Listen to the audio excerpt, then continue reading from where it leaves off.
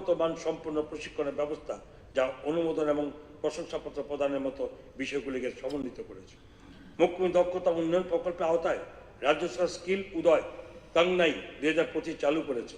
এই কর্মসূচিটি বিনামূল্যে ত্রিপুরা যুব সমাজকে চাকরি সংক্রান্ত প্রশিক্ষণ দেওয়ার সুযোগ দিচ্ছে, যার ফলে রাজ্যের যুব সম্প্রদায়ের চাকরির বাজারে প্রবেশ করার গ্রহণযোগ্যতা অর্থাৎ বৃদ্ধি পায় এবং বাজারের চাহিদা অনুযায়ী কাজ করার সক্ষমতা অর্জিত করে।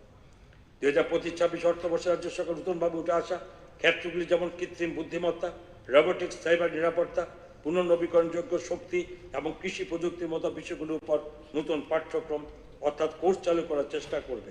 রাজ্য সরকার চাকরিমুখী প্রশিক্ষণ সুনিশ্চিত করার লক্ষ্যে বেসরকারি শিল্পোদ্যোগ, এমএসএমই এবং বহুজাতিক কোম্পানির সাথে কোলাবোরেশন করবে।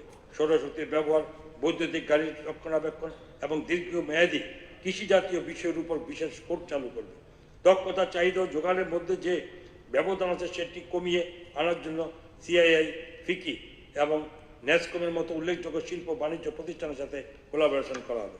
তথ্য সংস্কৃতি, আমাদের সরকার রাজ্যে বিভিন্ন জনগোষ্ঠীর সমৃদ্ধ সাংস্কৃতিক ঐতিহ্যকে পুনরুজ্জীবিত করার পাশাপাশি তার সংরক্ষণ, বিকাশ ও বিস্তারের লক্ষ্যে নিরন্তর প্রচেষ্টা জারি রেখেছে এবং সেই সাথে রাজ্য সরকারের বিভিন্ন উদ্যোগ সংক্রান্ত তথ্য সম্পর্কে মানুষকে অবগত করার জন্য ক্রমাগত চেষ্টা চালিয়ে যাচ্ছে। রাজ্যে মিশ্র সংস্কৃতির প্রচার এবং দেশের অন্যান্য রাজ্যের নাগরিকদের সাথে সৌভ্রাতৃত্ববোধ রক্ষা ও তার বিকাশের জন্য রাজ্য সরকার আসাম, রাজস্থান, পশ্চিমবঙ্গ, উত্তরপ্রদেশ ও নয়াদিল্লিতে সাংস্কৃতিক দল পাঠিয়েছে। সাংস্কৃতিক আদান প্রদান সুদৃঢ় করতে আমাদের সরকার উত্তরপ্রদেশ সরকারের সাথে একটি মৌ চুক্তি স্বাক্ষর করার উদ্যোগ নিয়েছে।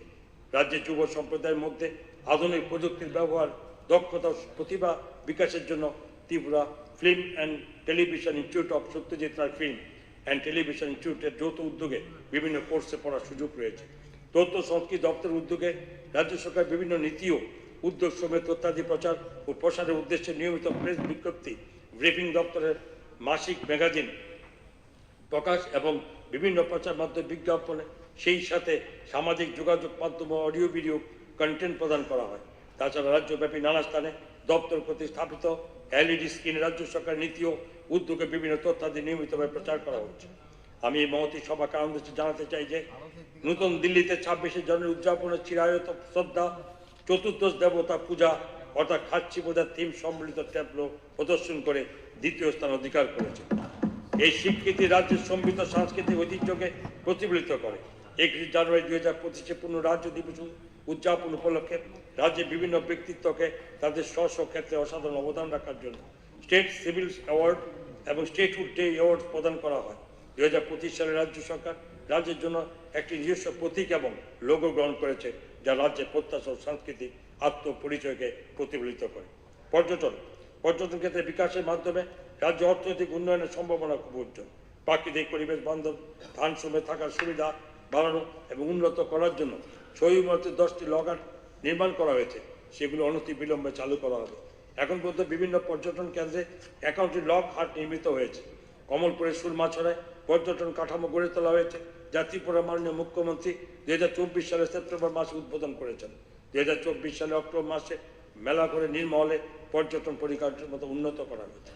আগরতলা কৃষ্ণনগর দিঘিতে লেজার এবং লাইট অ্যান্ড সাউন্ড শো ব্যবস্থা তৈরি করা হয়েছে এবং এটি 2024 সালের নভেম্বর মাসে চালু হয়েছে। 2024 সালের ডিসেম্বর থেকে নির্মল প্রাসাদে একটি লাইট অ্যান্ড সাউন্ড শো চালু করা হয়েছে। এদিকে উদয়পুরের মতো ত্রিপুরা সুন্দরী মন্দিরের উন্নয়ন কার্য সম্পন্ন হওয়ার পথে 2024 সালে অনুষ্ঠিত পর্যটন গ্রাম প্রতিযোগিতা আগরতলা উপকণ্ঠে অবস্থিত লঙ্কামুড়ায় আলপনা গ্রাম অন্যতম শ্রেষ্ঠ পর্যটন গ্রামের স্বীকৃতি পেয়েছে। পরবর্তী সময় 2024 সালের 27 সেপ্টেম্বর ভারত সরকারের পর্যটন মন্ত্রকের তরফে গ্রামটিকে সম্বর্ধিত করা হয়। ভারত সরকারের অর্থ মন্ত্রকের আর্থিক অনুকূলে উদয়পুরে বন্দোয়ারে 51 শক্তিপীঠের প্রতিরূপ অর্থাৎ রেপ্লিকা স্থাপন করা হবে। এই কাজের জন্য 97 কোটি 68 লাখ অনুদান করা হয়েছে। আমি আপনাদের অবগত করতে চাই যে 2025 সালে জানুয়ারি থেকে জগন্নাথদিঘিতে ওয়াটার স্পোর্ট চালু করা হয়েছে। উচ্চতর পর্ষদের ভ্রমণকারী পর্যটকদের জন্য সারা দিনে বিভিন্ন বিনোদনমূলক কর্মকাণ্ড, জল ক্রীড়া যেমন jet ski, kayaking, water roller, paddle boat, শিকারো বোট চালু করা হয়েছে। উদয়পুরে মহাদেব দিঘিতে পর্যটকদের আকর্ষণের জন্য সৌন্দর্যায়নের কাজ শুরু হয়েছে। কাজ সম্পন্ন হওয়ার পর জগন্নাথ দিঘির মতো বিভিন্ন রকম জলীয় ক্রীড়া শেখানো শুরু করা হবে। পরিবহন, বিগত কয়েক বছর রাজ্যে পরিবহন ক্ষেত্রে উল্লেখযোগ্য পরিবর্তন সাহিত্য হয়েছে। আমি এই মহতী সভাকে জানাতে চাই যে সাম্প্রতিক রেল মন্ত্রক ধর্মনগর থেকে সাবরুম পর্যন্ত আসা যাওয়ার জন্য 2 জোড়া ট্রেন চালু করেছে। এছাড়াও সাবরুম থেকে আগরতলা পর্যন্ত রুটে একটি নতুন ট্রেন অনুমোদন হয়েছে। অমৃত ভারত প্রকল্পের আওতায় 4টি রেল স্টেশনের পুনর্বিকাশের জন্য কাজ চলছে। এই রেল স্টেশনগুলো হলো আগরতলা, উদয়পুর, কুমারঘাট, ধর্মনগর। এই উদ্দেশ্যে 144 কোটি 60 লক্ষ টাকা অনুমোদিত হয়েছে। বর্তমান অর্থবর্ষে রাজ্যের পরিবহন ক্ষেত্রে মহিলাদের উৎসাহিত সশক্ত করার জন্য আইটিডিআর জিরানিয়াতে 37 জন মহিলা ড্রাইভারকে ড্রাইভিংয়ের প্রশিক্ষণ দেওয়া হয়েছে। ত্রিপুরা রাজ্যে যুব সম্প্রদায়ের মধ্যে সড়ক সুরক্ষা, সচেতনতা ও নেশাশক্তির কঠিন সমস্যা মোকাবিলা করার জন্য রাজ্য পরিবহন দপ্তর, খাদ্য সংবরণ ও ক্রেতা সুরক্ষা দপ্তর এবং উচ্চশিক্ষা দপ্তর একযোগে জাগৃতি অভিযান নামক কর্মসূচির সূচনা করেছে। সড়ক নির্মাণ ও নেশাশক্তি সম্পর্কে যুব সম্প্রদায়কে সচেতন করাই এই উদ্যোগের প্রধান লক্ষ্য। এই কর্মসূচির আওতায় 5400 জন কলেজ ছাত্রছাত্রীকে আনা হয়েছে। বিমান পরিবহনের ক্ষেত্রে মহারাজা বীর বিক্রম আন্তর্জাতিক বিমানবন্দর থেকে বহু নতুন বিমান পরিষেবা শুরু হয়েছে। মহারাজা বীর বিক্রম বিমানবন্দরের ঝুঁকিপূর্ণ আবহাওয়ায় বিমানের মসৃণ অবতরণ এবং উড্ডয়নের জন্য ILS অর্থাৎ ইনস্ট্রুমেন্ট ল্যান্ডিং সিস্টেম চালু করা হয়েছে। উপরন্তু সমস্ত বিমান পরিষেবা প্রদানকারী সংস্থা সমূহের দ্বারা ডোমেস্টিক কার্গো পরিষেবাও চালু হয়েছে। রাজ্য সরকার বিমানবন্দর যাত্রীগণের সুবিধার্থে প্রিপেড ট্যাক্সি পরিষেবা চালু করেছে। আমি আপনার আনন্দের সাথে জানাচ্ছি যে কাস্টমার স্যাটিসফ্যাকশন সার্ভের দ্বারা 2024 সালে উত্তর পূর্বাঞ্চলের মধ্যে MBB বিমানবন্দর শ্রেষ্ঠ বিমানবন্দর হিসেবে স্বীকৃতি লাভ করেছে। আমি আনন্দের সাথে আরও ঘোষণা করছি যে 2025 সালের জানুয়ারি মাসে MBB বিমানবন্দর ভারতীয় বিমানপত্তন প্রাধিকরণ দ্বারা গ্রেড 3 শ্রেণী থেকে গ্রেড 2 শ্রেণীর বিমানবন্দরে উন্নীত হয়েছে। গৃহ এবং green rating for integrated habitat assessment council MBB বিমানবন্দরের নতুন টার্মিনাল বিল্ডিংকে 4 স্টার শ্রেণীর ভবন বলে স্বীকৃতি দিয়েছে। রাজ্য সরকার অনুমোদন পোর্টাল বলে একটি অনলাইন পোর্টাল চালু করেছে, যা একটি single window driver authorisation generation portal হিসাবে ড্রাইভারদের অথরাইজেশন প্রদান করতে সহায়তা করবে। এই পোর্টালটি ব্যবহার করে গাড়ির মালিকরা তাদের ড্রাইভারদেরকে অথরাইজেশন লেটার দিতে সক্ষম হবে। তাদের বাড়িতে বসে অথবা CSC ও মোবাইল ফোন ব্যবহার করে এবং তার জন্য নোটারি পাবলিক বা ম্যাজিস্ট্রেটের কাছে যাওয়ার প্রয়োজন পড়বে না। 2024-25 অর্থবর্ষে জিরানিয়া, গন্ডাতিসা, মেলাগড় এবং জুলাইবাড়িতে মোটরস্ট্যান্ড নির্মাণ কাজ হাতে নেওয়া হয়েছে। এগুলি ছাড়াও কৈলাসহর, তেলিয়াপুরা, বিশ্রামগঞ্জ ও শান্তিবাজার জেলা পরিবহন কার্যালয় নির্মাণের কাজ হাতে নেওয়া হয়েছে। দয়াল, মনুঘাটে নতুন যাত্রী আবাস সহ মোটরস্ট্যান্ড নির্মাণ করা হবে। 2025-26 অর্থবর্ষে আমি মোহনপুর, কল্যাণপুর, বিশালগড়, মনুঘাট এবং যতনবাড়িতে নতুন মোটরস্ট্যান্ড নির্মাণের প্রস্তাব রাখছি। এই উদ্দেশ্যে প্রাথমিকভাবে 10 কোটি টাকা বরাদ্দ রাখা হয়েছে 2025-26 অর্থবর্ষে। পূর্ত সড়ক সেতু মাননীয় অধ্যক্ষ মহোদয়, যোগাযোগ ব্যবস্থা উন্নয়ন আমাদের সরকার সমস্ত মহকুমা সদরগুলিকে 2 লেন বিশিষ্ট গুণগত মানসম্পন্ন সড়ক দ্বারা উন্নীত করা অভিপ্রায় রাখে। সেই জন্য দপ্তরটি 9টি রাজ্য সড়ককে পেভড শোল্ডার সহ এই 2 লেনের সড়কে উন্নীত করার কাজটিকে অগ্রাধিকার দিয়েছে, যার সর্বমোট দৈর্ঘ্য হচ্ছে 383 কিলোমিটার এবং হাইওয়েগুলিকে চিহ্নিত করা হয়েছে তাদের কৌশলগত গুরুত্ব বিবেচনা করে, যার মধ্যে রয়েছে গুরুত্বপূর্ণ বাণিজ্য কেন্দ্রের সাথে সংযোগ স্থাপন, পর্যটন কেন্দ্রগুলি অবস্থান, জনজাতি অধ্যুষিত এলাকা এবং সীমান্ত এলাকা। 2024-25 অর্থবর্ষে 8টি RCC সেতুর কাজ সম্পন্ন করার লক্ষ্যমাত হাতে নেওয়া হয়েছে এবং এর সাথে রয়েছে 250 কিলোমিটার দৈর্ঘ্য বিশিষ্ট সড়ক মানোন্নয়ন এবং 1450 কিলোমিটার সড়কের রক্ষণাবেক্ষণ। এর মধ্যে 2025 সালে ফেব্রুয়ারি অবধি 4টি RCC সেতু নির্মাণের কাজ সম্পন্ন হয়েছে এবং 180 কিলোমিটার দৈর্ঘ্য সম্পন্ন সড়কের মানোন্নয়নের কাজ শেষ হয়েছে। এছাড়া 1536 কিলোমিটার দীর্ঘ সড়কের মেরামতি কাজ ইতিমধ্যে সম্পন্ন হয়েছে। 2024-25 অর্থ বছরে প্রতিটি বিধানসভা কেন্দ্রে 30 কিলোমিটার দৈর্ঘ্যের সড়ক নির্মাণের পরিকল্পনা ঘোষণা করা হয়েছিল। সেই অনুসারে পূর্ত দপ্তরের বিভিন্ন প্রকল্পের মাধ্যমে 60টি বিধানসভার প্রতিটিতে সড়ক নির্মাণ উৎকর্ষ সাধনের জন্য বিপুল উদ্যমে পরিকাঠামোগত কাজ হাতে নিয়েছে। 2025-26 অর্থ বছর নাগরিক গতিশীলতা উন্নয়ন ও যানজট নিরসনের লক্ষ্যে একাধিক উড়ালপথ নির্মাণের প্রস্তাব করছি। প্রথম পর্যায়ে 2টি উড়ালপুল নির্মাণ করা হবে। আগরতলা রাধানগর থেকে IGM হাসপাতালে 2.17 কিলোমিটার দীর্ঘ ও 8.5 মিটার প্রশস্ত উড়ালপুল নির্মাণের পরিকল্পনা রয়েছে, যার জন্য আনুমানিক ব্যয় ধরা হয়েছে 492 কোটি টাকা। উদয়পুরে জগন্নাথ সুবিধা কিলপাড়া পর্যন্ত 1.60 কিলোমিটার দীর্ঘ উড়ালপুল নির্মাণের পরিকল্পনা হাতে নেওয়া হয়েছে, যার আনুমানিক ব্যয় হবে 355 কোটি টাকা বলে ধার্য করা হয়েছে। 2025-26 অর্থ বছরে 5টি আরসিসি সেতু নির্মাণের কাজ সম্পন্ন করা হবে। পাশাপাশি 285 কিলোমিটার রাস্তা সংস্কার করা হবে এবং 1750 কিলোমিটার সড়কের রক্ষণাবেক্ষণে উদ্যোগ নেওয়া হবে। এছাড়া রাজ্য ও আঞ্চলিক পর্যায়ে বৃহৎ পরিসরে সভা, সেমিনার, সম্মেলন, বিনিয়োগ শীর্ষ সম্মেলন ইত্যাদির আয়োজনের জন্য যথোপযুক্ত স্থানে একটি কনভেনশন সেন্টার স্থাপনের প্রস্তাব করছি, যেখানে 5000 আসন বিশিষ্ট সভাকক্ষ থাকবে।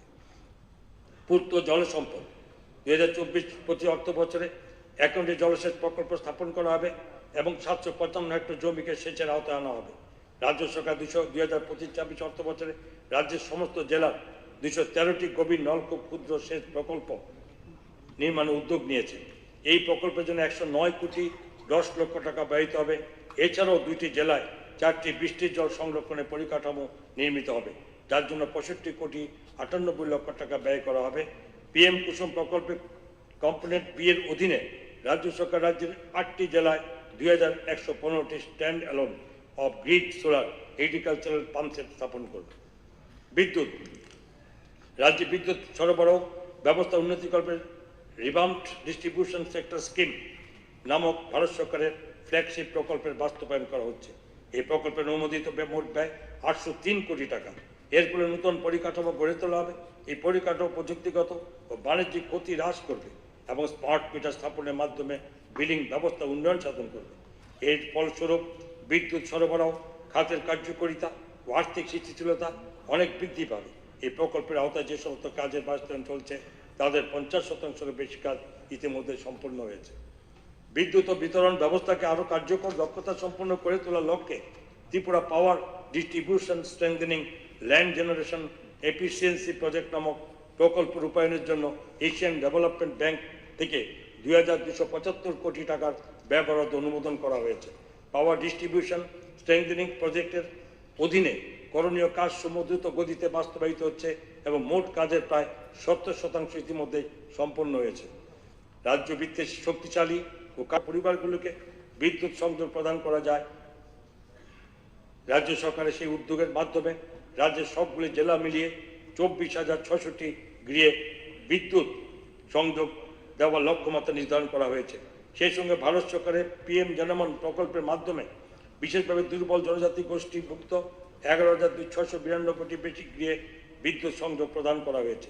এই প্রকল্পটির অধীনস্থ সমস্ত কাজ সম্পন্ন হয়েছে এবং বিদ্যুৎ সংযোগ প্রাপ্তির মাধ্যমে এই পরিবারগুলির জীবন আরও স্বাচ্ছন্দ্যময় উঠবে। পুনর্নবীকরণযুক্ত শক্তি পুনর্নবীকরণযোগ্য শক্তি বর্তমানে অকৃত্রিম পরিবেশ সংরক্ষণ এবং ভবিষ্যতের জন্য প্রাকৃতিক সম্পদ রক্ষায় অন্যতম প্রধান সাধন হয়ে উঠেছে। প্রত্যন্ত এলাকা থেকেও যেখানে প্রচলিত শক্তি গিয়েছেন, এর মধ্যে 3,238টি আবেদনপত্র জমা পড়েছে। এর মধ্যে 162 জন গ্রাহকের বাড়িতে ইতিমধ্যে সৌর প্যানেল স্থাপন করা হয়েছে, যার সম্মিলিত উৎপাদন ক্ষমতা 562 কিলোওয়াট পিক। এই প্রকল্পের মেয়াদ 2026-27 অর্থ বছর পর্যন্ত কার্যকর থাকবে এবং এর মূল কাজ 2025-26 অর্থ বছরে সম্পন্ন হয়ে যাবে। PM সূর্যকর মুদ বিজলি যোজনার অধীনে জনসাধারণকে তাদের বাসগৃহের ছাদে রুফটপ গ্রিডযুক্ত সৌর বিদ্যুৎ কেন্দ্র স্থাপনের জন্য 85,800 টাকা পর্যন্ত ভর্তুকি দেওয়া হচ্ছে। এই উদ্যোগের ফলে গৃহস্থ পরিবারগুলি তাদের বিদ্যুৎ বিলের খরচ উল্লেখযোগ্য মাত্রায় সাশ্রয় করতে পারবে। PM ডিভাইন প্রকল্পের আওতায় রাজ্য সরকার প্রত্যন্ত পার্বত্য এলাকায় বসবাসকারী পরিবারগুলি যাতে প্রায় বিনামূল্যে নিরবচ্ছিন্ন বিদ্যুৎ সরবরাহ পায় সে উদ্দেশ্যে সোলার মাইক্রোগ্রিড পাওয়ার প্ল্যান্ট দ্বারা বিদ্যুৎ সংযোগ প্রদানের জন্য উপযুক্ত স্থান শনাক্ত করেছে। এখনও পর্যন্ত 274টি ক্লাস্টারে মোট 9,253টি পরিবার এই প্রকল্পের সুবিধা পাচ্ছে। এই উদ্যোগের ফলে অর্থনৈতিক প্রবৃদ্ধি, ব্যবসায়িক কার্যক্রম, উন্নত স্বাস্থ্য পরিষেবা ও শিক্ষাক্ষেত্রে ইতিবাচক পরিবর্তন আনবে। এই কাজের জন্য 81 কোটি 2 লক্ষ টাকা ব্যয়িত হবে। ইতিমধ্যে PM ডিভাইন প্রকল্প ও রাজ্য সরকারের প্রকল্প অধীনে 132টি বসতিতে সোলার মাইক্রোগ্রিড পাওয়ার প্ল্যান্ট স্থাপিত হয়েছে। PM কুসুম যোজনার অধীনে রাজ্য সরকার কৃষকদের জন্য সৌরশক্তি পরিচালিত পাম্পের মাধ্যমে জলসেচ বাস্তবায়ন করছে, যার ফলে কৃষকদের আয় দ্বিগুণ হয়েছে এবং শস্য চাষও দ্বিগুণ হয়েছে।